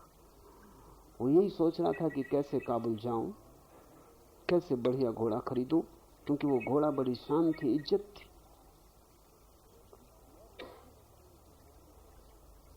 और नानक ने कहा, ये जो मौलवी है तुम्हारा, जो पढ़वा रहा था नमाज, ये खेत में अपनी फसल काट रहा था। और ये बात सच थी। मौलवी ने भी कहा कि बात तो ये सच है, फसल पक गई और काटने का दिन आ गया, गांव में मजदूर नहीं मिल रहे और चिंता मन पे सवार है। तो नानक ने कहा, अब तुम बोलो, तुमने नमाज पढ़ी जो मैं साथ दूं। तुम जबरदस्ती नमाज पढ़ लो, तुम जबरदस्ती ध्यान कर लो, तुम जबरदस्ती पूजा प्रार्थना कर लो, क्या तुम कर रहे हो इसका कोई मूल्य नहीं। क्या तुम्हारे भीतर चल रहा है? तुम पत्थर की मूर्ति की तरह बैठ जाओ, इससे क्या होगा? शरीर को साध लोगे, इससे क्या मन सधेगा? मन में तो वही चलता रहेगा जो चल रहा था, और भी जोर से चलेगा, क्योंकि जब शरीर काम में लगा था तो शक्ति बटी थी। अब शरीर बिल्कुल निष्क्रिय है, सारी शक्ति मन को मिल गई। अब मन में और जोर से विचार उठेंगे। इसलिए लोग जब भी ध्यान करने बैठते हैं तब ज्यादा विचार उठते हैं। पूजा करने बैठते हैं तब बाजार का बहुत ख्याल आता है। जब भी बैठते हैं, घंटी वगैरह बजाते हैं मंदिर में जाके, तभी पाते हैं कि भीतर न मालूम क्या खराबी है, कि ऐसे सब ठीक चलता है। सिनेमा में बैठ जाए, मौन आ जाता है, थोड़ी शांति हो जाती, लेकिन मंदिर मस्जिद में गुरुद्वारे में बिल्कुल शांति नहीं। बात क्या है? सिनेमा तुम्हारी वासनाओं से संगत है, वहां वही जगाया जा रहा है जो तुम हो, वहां वही उभारा जा रहा है जो तुम्हारे भीतर भरा है, वही कूड़ा करकट, वही कचरा तुमसे तालमेल बैठ जाता है। मंदिर में कुछ ऐसी पुकार की जा रही जिससे तुम्हारा कोई तालमेल नहीं, वहां सब गड़बड़ हो जाती। नानक कहते हैं चुप होने से भी कुछ ना होगा, उस मौन को नहीं पाया जा सकता। यद्यपि हम लगातार ध्यान में रह सकते हैं, बैठे रहो दिन रात, कुछ भी ना होगा। भूखों की भूख नहीं जाएगी, यद्यपि हम पुड़ियों के पहाड़ ही क्यों ना जमा कर लें, क्योंकि ये भूख पुड़ियों से भरने वाली नहीं। ये जो ध्यान की भूख है, ये जो परमात्मा की भूख है, ये कोई साधारण भूख नहीं। इस संसार की कोई भी चीज इसे बुझा ना सकेगी। ये तृषा अनूठी, और परमात्मा ही उतरे धार बनकर तो ही बुझ सकती है। किस भांति हम सच्चे बने, किस भांति झूठ के पर्दे का नाश हो। नानक कहते हैं कि उसके हुक्म और उसकी मर्जी के अनुसार, जैसा उसने नियत कर रखा है, लिख रखा, उसके अनुसार चलने से ही ये हो सकता है। ये वचन अति ध्यान पूर्वक समझने का है। हुक्म रजाई चढ़ना, नानक लिखिया नाल, नहीं तुम्हारे करने से कुछ भी ना होगा। तुम जो भी करोगे तुम ही करोगे। तुम सच भी बोलोगे तो तुम्हारे झूठे व्यक्तित्व से ही सच निकलेगा, वो सच भी झूठा हो जाएगा। तुम सच लाओगे कहां से? तुम बिल्कुल झूठे हो, इससे कोई फर्क ना पड़ेगा। नानक एक गांव में ठहरे थे। गांव में जो प्रधान था गांव का, उसने निमंत्रण दिया था सारे गांव को भोज का। कोई यज्ञ चल रहा था, नानक को भी बुलाया था। नानक गए नहीं, और एक गरीब आदमी के घर में ठहरे थे। उस आदमी का नाम था लालू।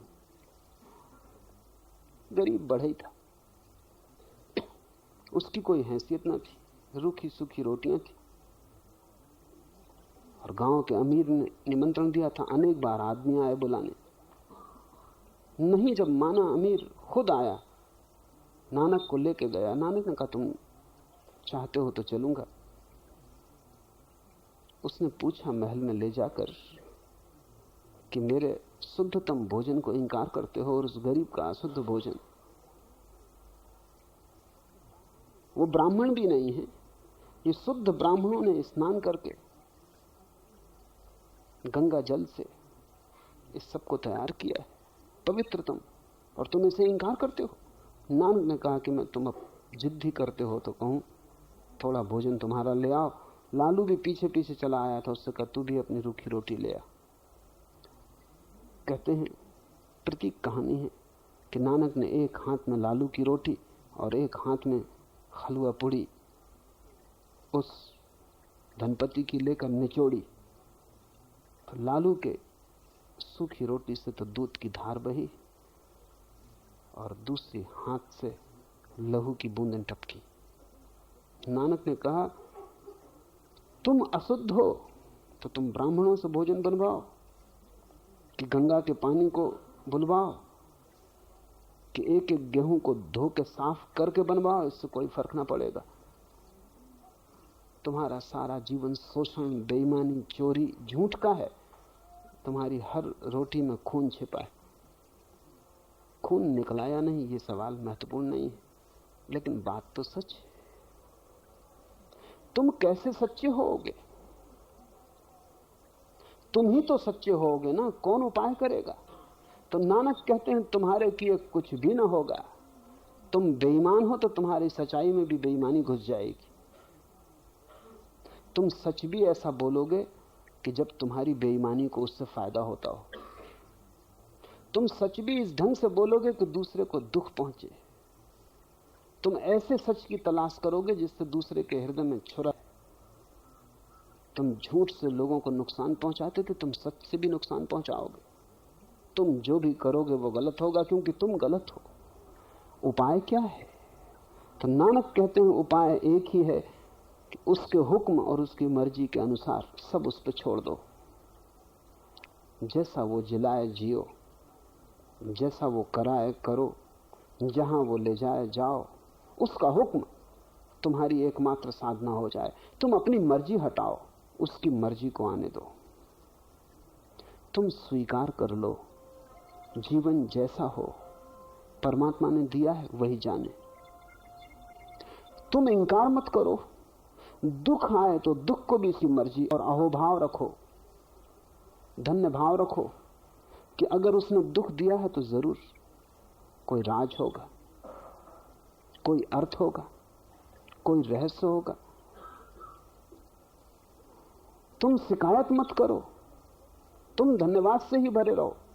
वो तुम्हें जैसा रखे, गरीब तो गरीब, अमीर तो अमीर, सुख में तो सुख में, दुख में तो दुख में, एक बात तुम्हारे भीतर सतत बनी रहे कि मैं राजी हूं, तेरा हुक्म मेरा जीवन है। और तब तुम अचानक पाओगे कि तुम शांत होने लगे। जो लाख ध्यान में बैठ के नहीं होता था, वो उसकी मर्जी पे सब छोड़ देने से होने लगा। हो ही जाएगा, क्योंकि चिंता का कोई कारण न रहा। चिंता क्या है कि जैसा हो रहा है उससे अन्यथा होना चाहिए। बेटा मर गया, नहीं मरना था, ये चिंता है। दिवाला निकल गया, नहीं निकलना था, ये चिंता है। जैसा हुआ वैसा नहीं होना था, और जैसा हो रहा है वैसा नहीं होना चाहिए। तुम अपनी मर्जी को थोपने की कोशिश कर रहे हो जीवन पर, यही तुम्हारी चिंता है। फिर इससे तुम परेशान हो। फिर इस परेशानी को भीतर ढोते हुए तुम ध्यान करने बैठते हो। तब तुम खेत में फसल काटोगे, काबुल में घोड़ा खरीदोगे। वो चिंता तुम्हारी जो थी पीछे रहेगी, वो तुम्हारे ध्यान को भी विकृत कर देगी। तब तुम कैसे शांत हो सकोगे? शांति का एक ही गुर है, तुम्हें ठीक समझ में आ जाए तो पूरब की सारी खोज समझ में आ सकती है। पूरब की सारी खोज है लाओसे से लेकर नानक तक कि जो हो रहा है उसे स्वीकार कर लो। Total acceptability. इसका पुराना नाम भाग्य, वो शब्द बिगड़ गया। सब शब्द बहुत दिन उपयोग करने से बिगड़ जाते, क्योंकि गलत लोग उपयोग करते हैं, गलत अर्थ जुड़ जाते हैं। अब तो किसी की निंदा करनी हो तो कह दो कि भाग्यवादी, लेकिन भाग्य, यही तो अर्थ है भाग्य का। कि नानक कहते हैं, हुक्म रजाई चढ़ना, नानक लिखिया नाल। जो लिखा है वो होगा, न लिख रहा है वही होगा। अपनी तरफ से कुछ भी करने का उपाय नहीं, कोई परिवर्तन नहीं हो सकता। फिर चिंता किसको, फिर बोझ किसको? जब तुम बदलना ही नहीं चाहते कुछ, जब तुम उससे राजी हो, उसकी मर्जी में राजी हो, जब तुम्हारी अपनी कोई मर्जी नहीं, तब कैसी बेचैनी,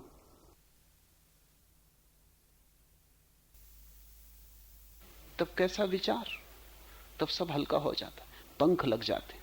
तुम उड़ सकते हो उस आकाश में जिस आकाश का नाम है एक ओंकार सतनाम। नानक की एक ही विधि है, और वो विधि है परमात्मा की मर्जी। वो जैसा करवाए, वो जैसा रखे। ऐसा हुआ इब्राहिम, उसने बाजार में एक गुलाम खरीदा। गुलाम बड़ा स्वस्थ तेजस्वी था। इब्राहिम उसे घर लाया, इब्राहिम उसके प्रेम में ही पड़ गया। आदमी बड़ा प्रभावशाली था। इब्राहिम ने पूछा कि तू कैसे रहना पसंद करेगा? तो उस गुलाम ने मुस्कुरा के कहा, मालिक की जो मर्जी। मेरा कैसा, मेरा होने का क्या अर्थ? आप जैसा रखेंगे वैसा रहूंगा। इब्राहिम ने पूछा, तू क्या पहनना, क्या खाना पसंद करता है? उसने कहा, मेरी क्या पसंद, जैसा पहनाए पहनूंगा, मालिक जो खिलाए खाऊंगा। इब्राहिम ने पूछा कि तेरा नाम क्या है, हम क्या नाम लेके तुझे पुकारें? उसने कहा, मालिक की जो मर्जी, मेरा क्या नाम। दास का कोई नाम होता? जो नाम आप दे दें। कहते हैं इब्राहिम के जीवन में क्रांति घट गई। उठ के उसने पैर छुए इस गुलाम के और कहा कि तूने मुझे राज बता दिया जिसकी मैं तलाश में था। अब यही मेरा और मेरे मालिक का नाता, तू मेरा गुरु है। तब से इब्राहिम शांत हो गया। जो बहुत हुआ था, जो बहुत दिन नमाज पढ़ने से ना हुआ था, वो इस गुलाम के सूत्र से मिल गया। हुक्म रजाई चढ़ना, नानक लिखिया नाली। सोचो, थोड़ा प्रयोग करो, जैसा रखे रहो। अपनी तरफ से तूने बहुत कोशिश करके भी देख ली, क्या हुआ? तुम वैसे के वैसे हो। जैसा उसने भेजा था उससे विकृत भला हो गए हो, उससे सुकृत नहीं हुए हो। जैसे आए थे बचपन में भोले भाले, उतना भी नहीं बचा हाथ में। स्लेट गंदी हो गई, तुमने सब लिख डाला। संताप के क्या तुम्हारे हाथ लगाए? थोड़े दिन नानक की सुन के देखो, छोड़ दो उस पर। इसलिए नानक कहते हैं न जप न तप न ध्यान न धारणा, एक ही साधना है, उसकी मर्जी। जैसे ही तुम्हें ख्याल आएगा उसकी मर्जी का, तुम पाओगे भीतर सब हल्का हो जाता है। एक गहन शांति, एक वर्षा होने लगती भीतर, जहां कोई तनाव नहीं, कोई चिंता नहीं। पश्चिम में इतना तनाव और चिंता है, पूरब से बहुत ज्यादा है। हालांकि पूरब बहुत गरीब है, दुखी है, बीमार है, रुग्ण है, भोजन तनाव, इतना तनाव है कि करीब करीब 4 आदमियों में 3 आदमी विक्षिप्त हालत में हो गए। क्या कारण है? क्योंकि पश्चिम ने अपनी मर्जी चलाने की कोशिश की है। आदमी को पश्चिम में भरोसा है, हम सब कर लेंगे, भगवान की कोई सहारे की जरूरत नहीं, भगवान है ही नहीं, आदमी सब कर लेगा। तो उसने बहुत कुछ कर भी लिया है, लेकिन आदमी बिल्कुल खो गया है, पागल हुआ जा रहा है। बाहर बहुत कुछ कर लिया, भीतर सब रुग्ण हो गया है। अगर तुम्हारे जीवन में ये सूत्र उतर जाए तो कुछ करने को नहीं बचता। जो हो रहा है होने दो, तुम तैरो मत, बहो, नदी से लड़ो मत। नदी दुश्मन नहीं है, मित्र है। तुम बहो, लड़ने से दुश्मनी पैदा होती है। और जब तुम उल्टी धार तैरने लगते हो, तब तुम नदी तुमसे संघर्ष करने लगती। तुम सोचते हो नदी मुझसे दुश्मनी ले रही। नदी को क्या दुश्मनी? नदी को तुम्हारा पता भी नहीं, तुम अपने ही हाथ उल्टी धारा बह रहे हो। तुम्हारी मर्जी यानी उल्टी धारा, अहंकार यानी उल्टी धारा, उसकी मर्जी, तुम धारा के साथ एक हो गए।